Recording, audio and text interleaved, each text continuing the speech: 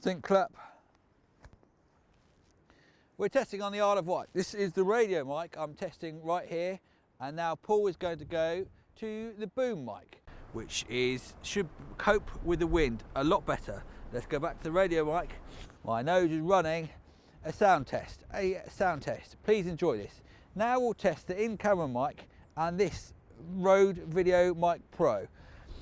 The radio mic here is running into the GH5 adapter on the camera. This is too cold. Right, let's switch. It's too cold. It's too cold for this. So now we're testing on the Rode VideoMic Pro. It's quite far away, so probably won't be picking it up. And then let's just run a test on this as well. Are we doing that? So we can compare. This is the boom mic here, and this is the tiny mic called the Rode VideoMic Pro, which should work when I move closer to camera, but I'll probably be out of focus. All right. This is the onboard camera mic on the GH5, and this is the zoom microphone without any muffler or recorder at all. It's really going to struggle. I mean, if we put this little muffler over here,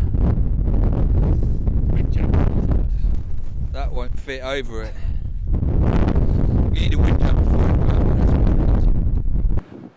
Alright, bye.